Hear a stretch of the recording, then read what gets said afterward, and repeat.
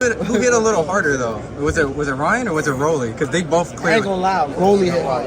Yeah. They people be sleeping on Roelly because he been obviously, I don't know how to say it, obviously, but yeah, if he don't got no chin now, so Roelly be getting caught, but Roelly he can hit, bro. Like he can hit. When he's the only person I felt like when he swung.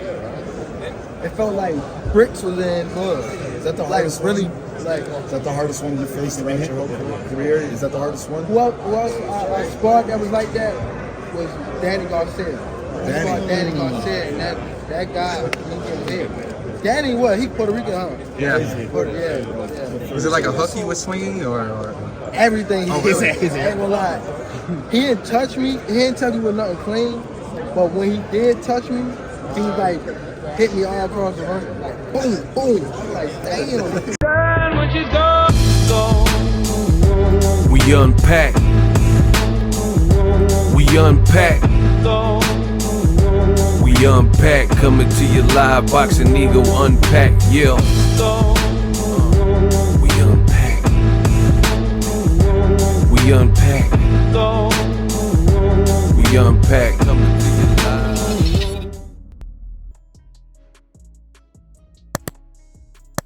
We fall down, but we get up. We fall down, but we get up. Ryan Garcia is forced to get on up, get on up, get on the scene. Roelly drops Ryan Garcia. He pulls the upset. Ryan Garcia versus Roelly Romero. What really happened? In this video, I'm going to take it through, let you know what I saw in the fight. I've already done a what really happened on Devin Haney versus Jose Ramirez. God-awful fight. The Haneyacks, they can try to make whatever excuse they want. They can say, oh, it was just practice, or he dominated, whatever people want to say. The fight was bad. Devin didn't throw that many punches, seemed gun shy, and Ramirez seemed like washed where he couldn't pull the trigger. So between the two of them, it was just like, what am I watching? But again, I've already made a video about that. Check that out. Ryan versus Roelly. Unexpected outcome for some, not really so much for me, because I'm the best in the business and it's not even close. I talked to Icy, who's part of our community here, and me and Icy talked about this in the past of how Roelly, if he comes right, comes focused, he can give Ryan a lot of issues, if not beat him, right? And that's literally what happened. He gave him issues and he beat him. Now, I'm going to give you guys kind of the good, the bad, and the ugly, like only I know how to do, right? A lot of people with different, whatever perspectives or whatever, but leave it to your boy Ego to really break down what happened. Round one was pretty competitive. Pretty competitive. You had both guys trying to work, feel each other out, stuff like that. Pause. Round two is what I believe changed the whole tempo and tenor of the fight. Roelly caught Ryan Garcia. I think Ryan threw a left hook. Roelly caught him like with the short jab. And while Ryan was blinded, he makes mistakes. I've always told you about that. But when you're athletic, when you're good, when you have other intangibles, sometimes you cannot be fundamental and get away with said mistakes. Ryan likes to pull back and push back. I don't even know why I did this, because sometimes his guard he's not covered. So he just like push back, pull straight out, right? And as he's trying to get the range from getting hit with the jab, like boom, Roelly just caught him with the shorter shot. Shorter man, shorter arms, shorter reach. Bop! Caught him with the left hook. And then I think Ryan went to block it, and then Roelly hit him with another short left hook. So he just bop, did a double hook, beautiful stuff. And even though some of the second hook was partially blocked, it was enough to jar him and knock him off balance to the point where he fell pretty violently on the canvas. And that was pretty much the end of the fight to me, because as the rounds progressed, you had an insanely disciplined Roelly who, along with Salas, his trainer, Ishmael Salas, he just had a great strategy, a great game plan, and enough of the right stuff on the given night to pull it off. And what I liked good for Roelly is that he won. Upsets happen in boxing. These are good things because it makes you always want to watch boxing. You never know what's truly going to happen. But as far as performance-wise, Roelly was a massive underdog. He was counted out by many, and he had like black clouds over his career. Oh, Gervonta Davis knocked you into the ropes, knocked you stupid, so you got KO'd by Tank. And you felt crazy and your legs were done. Then later, you have that fight with Ishmael Barroso, the old man, and then people said the old man was hurting you, dropping you, whooping you, and, you know, it ended controversially. You retain your title there. But then you fight Eastside Pitbull Cruz, and he overwhelms you, ends up stopping you, right? So from that point, people considered Roelly done, right? Roelly's done. People said his chin is gone, is decimated, it's over. Beautiful stuff from Roelly, because this keeps the hope alive that it's like a Rocky Balboa movie. You know what I mean? Everybody counts you out. You're a massive underdog. Fair play to Roelly.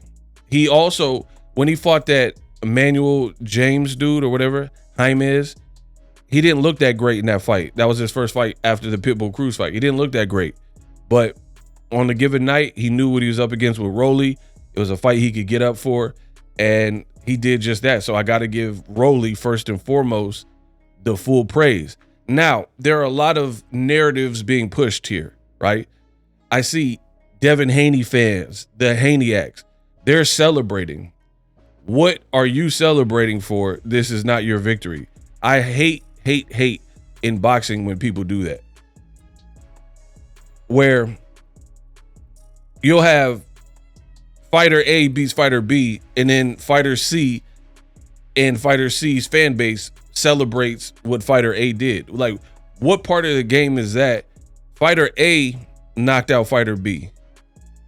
You're off to the side. You don't have anything to do with that.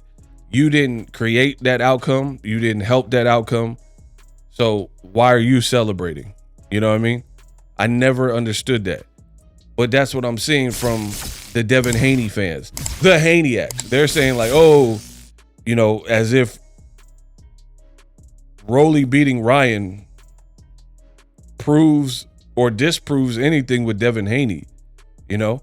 And there's people who are trying to cluster it and push this narrative like, oh, Ryan, this is how he looks off of Osterine.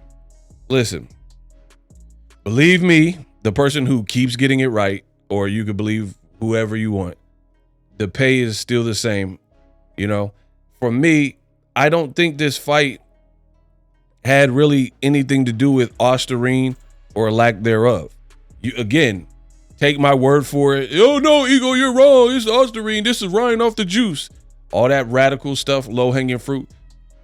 Enjoy. Merry Christmas. For me, I think, one, it disrespects Roelly, right? It disrespects the combatant who put this all together, right?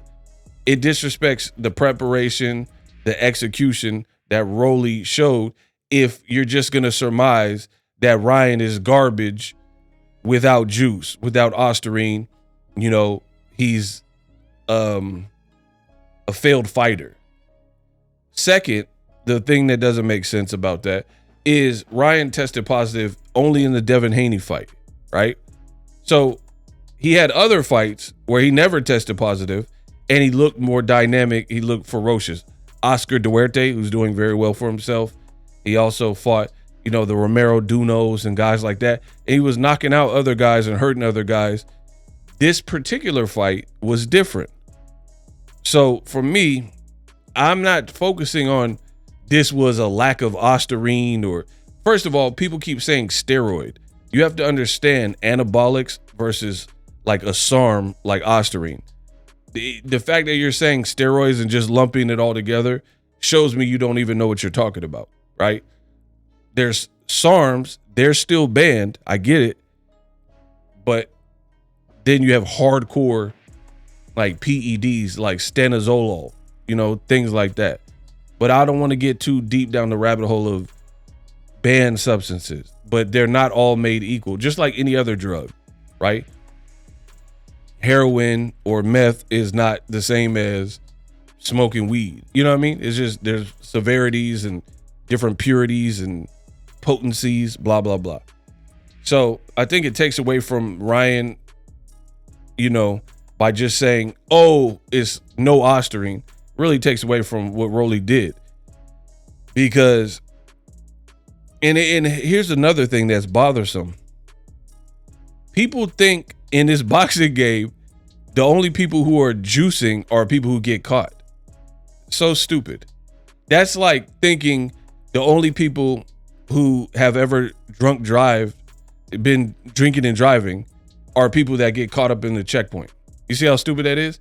So you don't think like no other people were drinking and driving, and had they got pulled over, they would have failed a blood alcohol concentration breathalyzer test. They just didn't get caught, right? Or a serial killer, right? You know about the Ted Bundys and the Hillside Stranglers and Night Stalker Richard Ramirez. But best believe amongst us, there's other people who people don't even know that's part of their character. You know what I mean? Because they haven't been caught. So that shows a naivete that boxing fans have. People assume, oh, Ryan's low-hanging fruit. Oh, Ryan's off the juice, so this is why he looked like this, blah, blah, blah. Just speak like, first of all, you could juice and just not get caught for it. Microdosing, beat the test, clean it, wash it out your system, diuretics, etc., masking agents. So I don't think it was so much that. For me, what I do think it is what I've been saying, because I am the best in the business, and it's not even close. Ryan was forced, listen carefully, I'm gonna break it down for you, real boxing style. You can, again, listen to Real Boxing Gyms, or you can go off on a tangent about, oh, Ryan's off ostarine, that's why he looked flat and his body changed, all that, whatever. The DNA of this fight, as I seen it, Roelly caught Ryan lacking and has cracks. He has power. And it was early that he hurt him. Keep in mind, variables.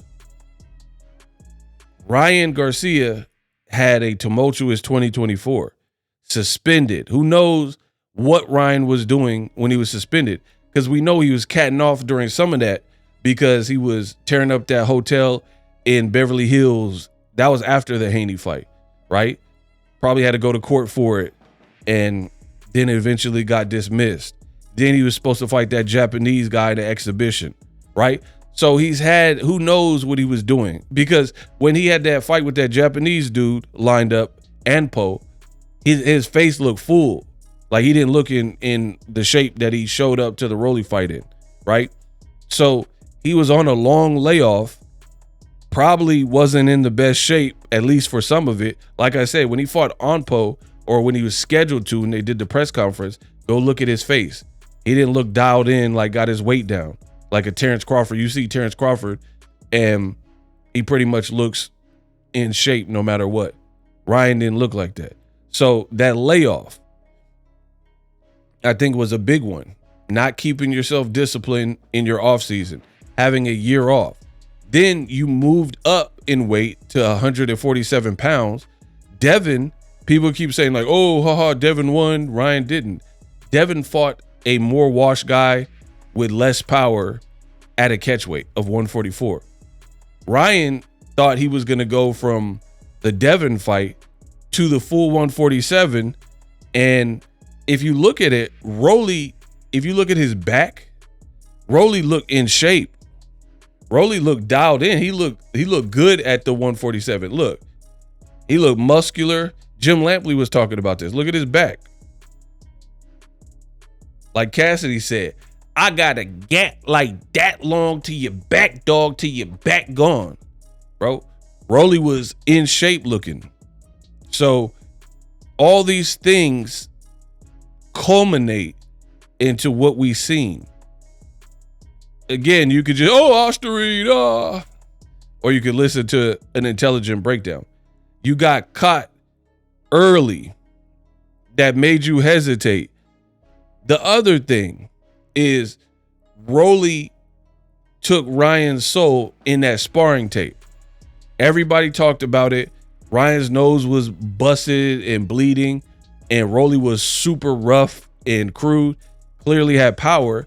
So when a person drops you, I would imagine if you had that experience where you've already gotten hurt by this guy in sparring, you have no choice but to almost relive that moment, and that could play with your psyche. That can mess with your mind. Like, oh man, not this again, you know? And now it's even worse because when you sparred, it was just whoever's in the Mayweather gym, right? Now you're on TV, Times Square, outdoors, blah, blah. So when you put this up, when you put it all together, that's what happened. No more, no less. Ryan, long layoff. Ryan not being disciplined through some of that long layoff. Ryan moving up to a new weight class. Ryan fighting a big puncher. Ryan fighting somebody who bested you in sparring and knew that and was confident. Is no different than Devin Haney. Ryan knew from the Devin Haney fights kind of what to expect from the amateur 6 fights that they had. So when he fought him as pros, he kind of had Devin's number. Kind of what happened here with Roelly. Roelly probably knew enough of what would give Ryan flashbacks. And I think that second round definitely gave Ryan a flashback. And I think that messed with Ryan's head. And for the remainder of the fight, you had a shell-shocked, more tentative Ryan who knew Roelly could hurt him, and he never really put his foot on the gas. In the later rounds, 10 or 11 in the corner, Derek James was giving some real potent, good intel and information, trying to hype his man up. Like, hey, we need these rounds, da-da-da-da. Ryan looked like he was listening, but he looked very deflated. Like, he looked very, like, checked out almost, right? Like he was just almost reserved, knowing he wasn't going to win.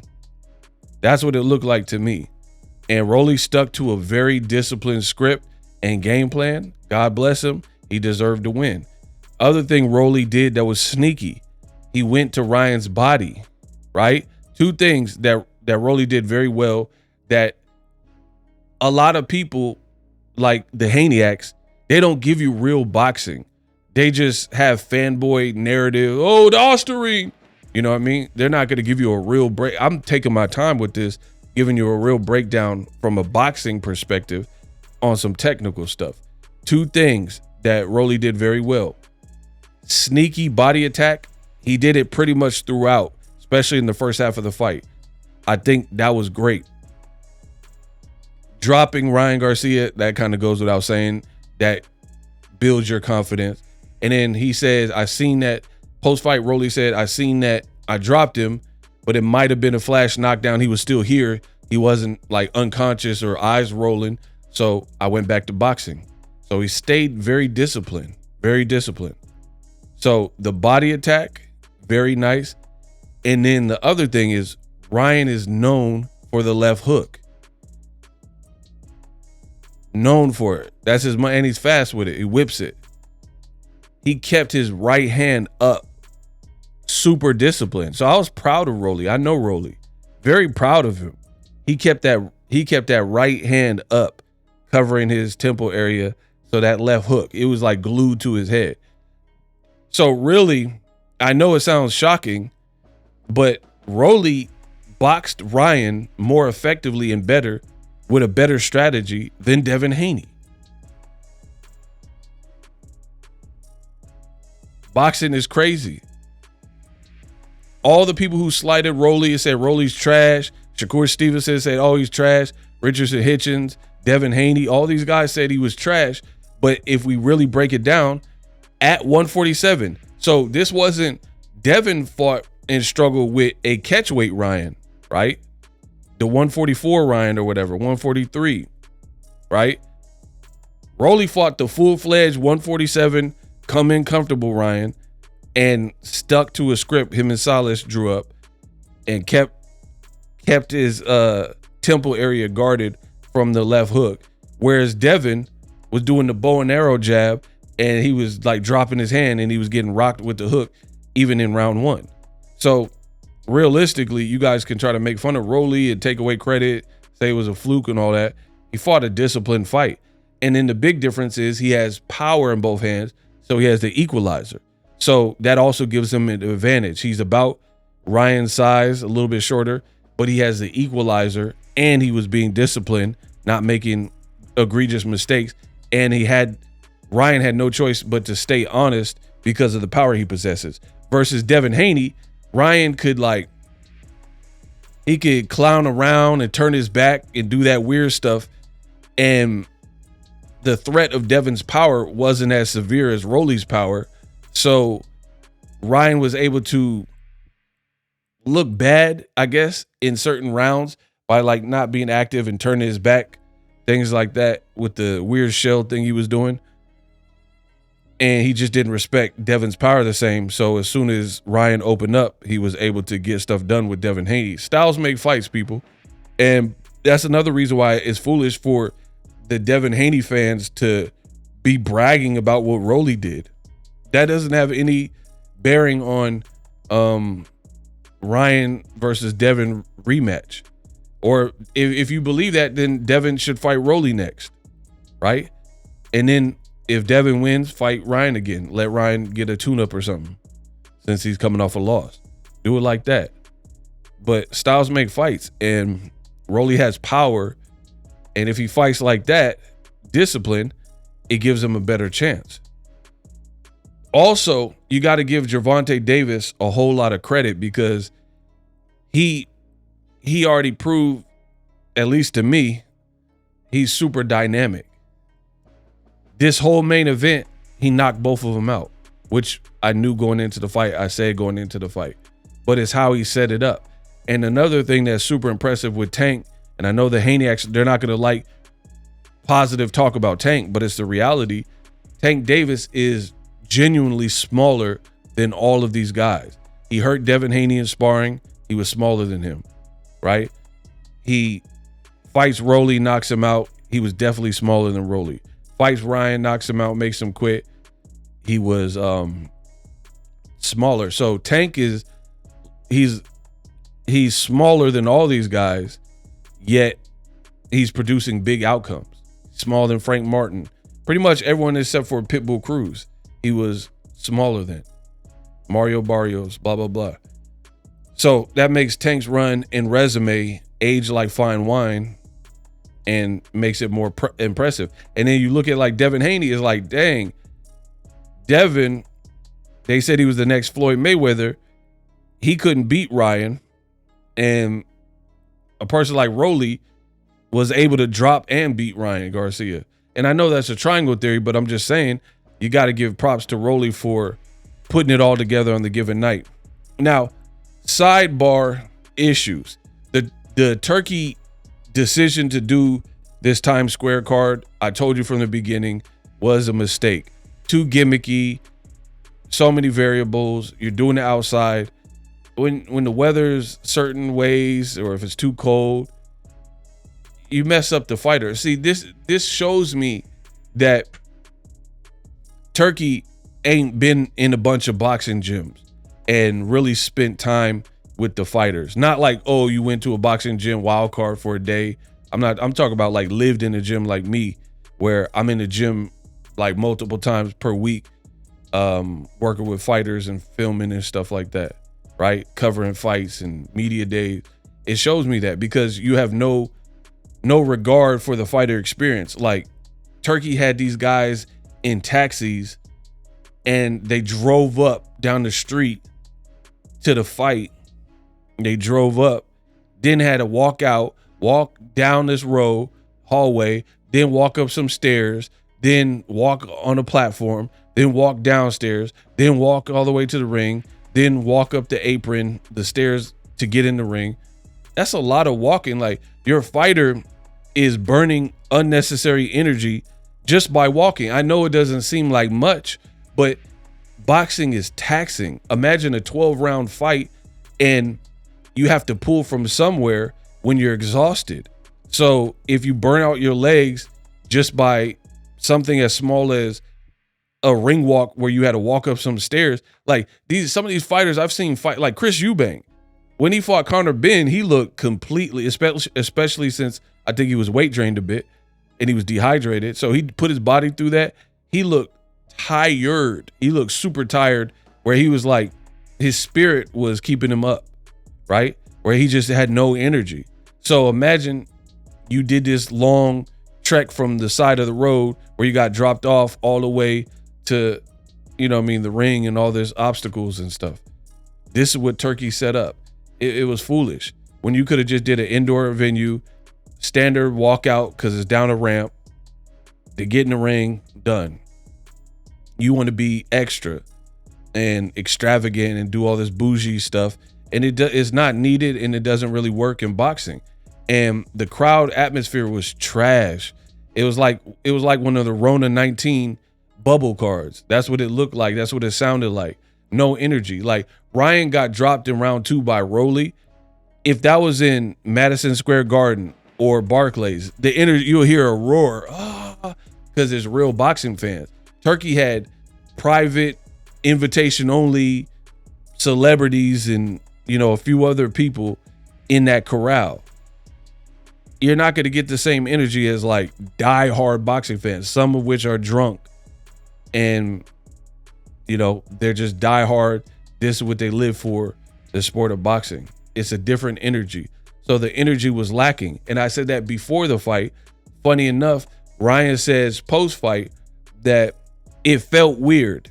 He wasn't able to feed off the crowd. He said he could hear every conversation people were having, and he said he didn't like it.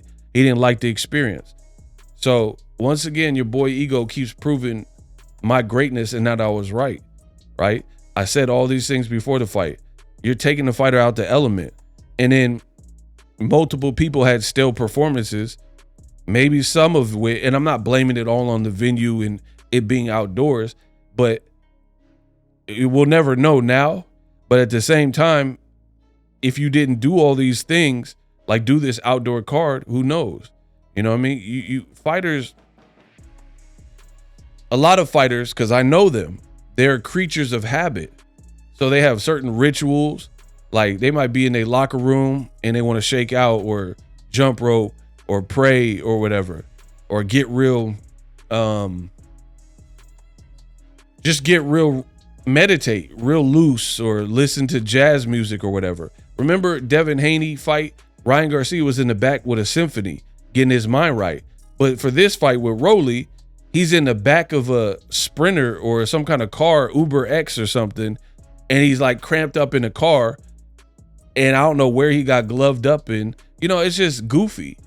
It's goofy. The whole thing was stupid. The execution was dumber. The idea was dumb from Turkey to do this whole Times Square, and the execution was even dumber.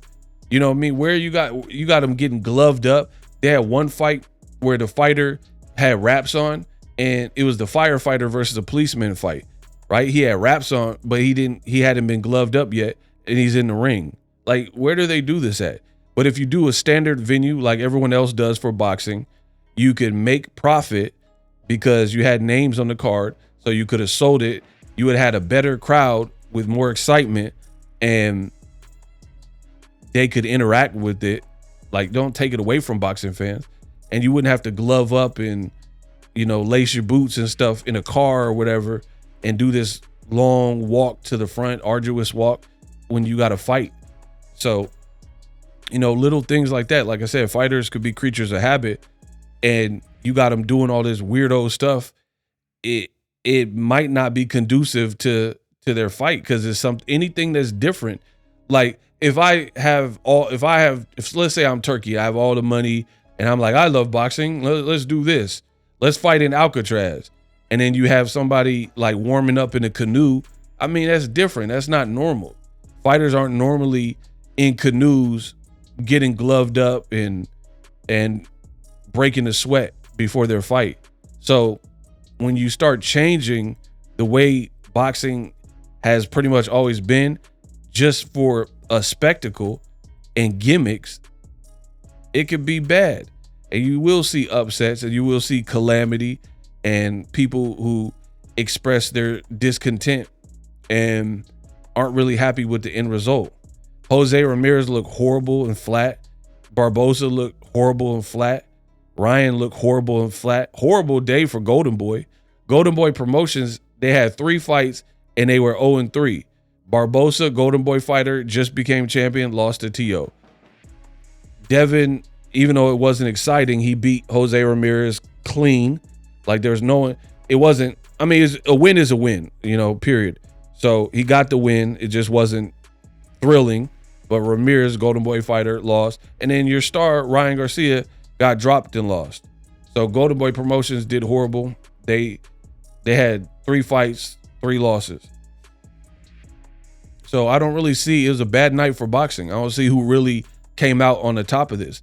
The fans got played. They said it was going to be open to the public, you know, walk up, standing room. And then they put a big ring barricade and plastered their branding everywhere and barricaded it out so you couldn't really see from different vantage points across the street. You know what I mean? It was really a weird idea. And they were talking about how this would be historic. They had AI diagrams depicting how it was going to look. And what really happened was nothing like what they depicted. Their AI graphics showed a ring and it had like 500,000 people surrounding it. It's not what you did at all. It's not what you did at all. You had 400 people gated off, and then you had people across the street like, wait, what's going on over there? And maybe watching from a Jumbotron with bad angles. But anyway, back to Ryan. I don't think it had nothing to do with he came off of Osterine and all that. I think he just was gun shy. When certain fights, the tempo, when the early tempo is bad, sometimes it just doesn't get better. Look at Errol Spence. Errol Spence, in the second round, if I'm not mistaken, he got dropped by Terrence Crawford. And in the Errol Spence fight, it never got going good for him after that moment. Same thing happened here. The only difference is Roelly and Terrence Crawford, different fighters. So, you know what I mean? Terrence Crawford, he's like coming to get you, so to speak, insane skill, where Roelly still has to kind of like, he has to do more to box discipline. That's not really his style. But Errol Spence got dropped and he never could get it going. Sometimes these fights in boxing work like that, where when you get off to such a bad start early, it just messes your head up to the point where you can't really get back into the fight. Then you multiply that by Roelly bested you in sparring already. You got this weirdo atmosphere that Ryan said he didn't like post-fight with you know, the ambience and the small crowd. He said it felt like a sparring. It didn't feel like a real fight. So you put all these things together, plus Roelly's power, year layoff, new weight class. It was a recipe for disaster. And your boy Ego called it before it happened yet again. I told you there's going to be at least one upset on this card and people were going to underperform. And I was right. So you guys could believe me or believe people who get all their predictions wrong, all their information is bad, or turn to me, who I said it, I meant it. We watch, we wait. And then when I come back, I don't have to apologize. I don't have to change my theory. What I said before the fight still stands. Congratulations to Roelly. Ryan Garcia, very flat. very deflated. I mean, it did look like he quit mentally. In the Tank fight, he quit. And then in this fight, Ryan, he looked like the fight was away from him. He needed a knockdown, several knockdowns, or a knockout to win. And he didn't look like he was going to even attempt to go after that. So Roelly had him psychologically beat with the power. Like, he didn't want to walk through that fire to, like, hey, I'm going to risk embarrassment and going out on my shield and getting knocked out in front of my family to try to get something going for me. Ryan didn't really push that line. Like, knowing the Haney fight was, they said on the telecast that the Haney fight was already agreed to and signed. So there was no real urgency from Ryan Garcia, especially if that's supposed to be true. If you knew you had the Haney fight and he's ringside, he got past his test with Ramirez and it's just waiting on you, it seemed like you would like try to go for broke. This is a big paycheck. But Ryan didn't have that killer instinct or that drive and that willingness to try to push through potential fire. And he let, it's weird, he let Roelly outbox him and ultimately get the best of him. Through the course of 12 rounds, the right person won. I was worried, I ain't gonna front. I was worried that they were gonna job Roelly because he's a PBC fighter, Al Heyman fighter, and he's kind of the outsider. And they had the Haney Garcia in the background.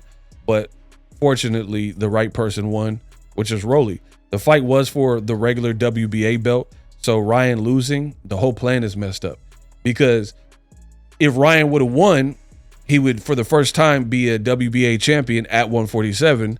And then he would have, they said he was scheduled to fight against Devin in October. It would have been a title fight.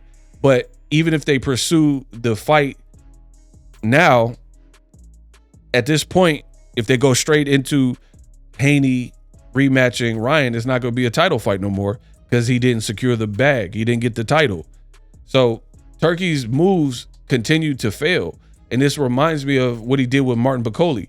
Martin Bakole was supposed to be on this card against F.A. Ajagba in an IBF eliminator. He pulls Bakole when Daniel Dubois becomes ill, and then Joseph Parker knocks him out.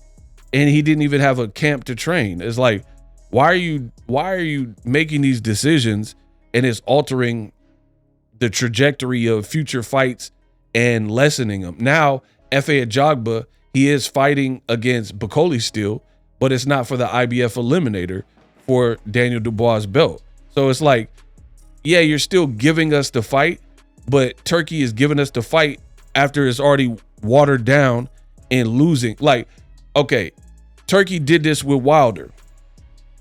Deontay Wilder, he put him on the same card with Anthony Joshua, and then the goal was to put Joshua and Wilder against each other. Guess what? Wilder, he gave him Joseph Parker. That's a dumb fight. Joseph Parker's a former champion, and you give Wilder too tall an order coming off of one round with Helenius, and then before that losing to Tyson Fury by knockout, right? And then you put Wilder in with Parker, he gets upset. There goes your Joshua fight. Notice a pattern? Now you say you want to make Ryan Garcia Haney 2 in October in Saudi Arabia. Now you just hurt the fight. You can still do it, but you're doing it with no belt and Ryan coming off of a loss and Devin Haney coming off a performance where he looked terrible and hesitant and gun shy. Same thing with Bakole F.A. Could have been for IBF eliminator. Now it's just for nothing, just to see two heavyweights fight, right? Turkey is actively hurting the trajectory of people's career. You know, you put Tyson Fury in there with Usyk. Usyk beats him twice. Now they're talking about making Joshua Tyson Fury. So Tyson Fury just lost to a cruiserweight Usyk twice. Now you want to make the Joshua fight? I don't know. I'm not seeing the vision. It just seemed like a waste of time. Like, none of these fighters have momentum. And then there's instances where they could have momentum, but then you stifle it by bad matchmaking or putting them in too tough or whatever. You should have, and I said this from the beginning, This fight card, Times Square, this is an American fight. You should have put Devin Haney and Ryan in with each other straight away. No, they had the same amount of time out of the ring. They both last fought April 20th. You make them fight immediately. And whatever happens, happens. If Devin avenges it, great. If Ryan knocks him out, great. That's what you do. But you put this, obstacle course, and then now Roelly dethroned one guy, and then Ramirez did virtually nothing but had Devin Haney looking scared and petrified, and Ramirez wasn't even getting off like that. Now you have a horrible rematch that less people are going to want to see. So anyway, congrats to Roelly. He beats Ryan Garcia, and that's what really happened. Live streaming can be tough, which is why I use StreamYard. Click the link in the description for StreamYard, which is an awesome tool that enables you to set up your stream with ease of use. Get great results with live streaming. It's what I use. Stream to social media with ease with StreamYard. Live streaming is here to stay. Engage with your audience using StreamYard. Great way to reach out to your audience and connect. So you need a tool that can do that.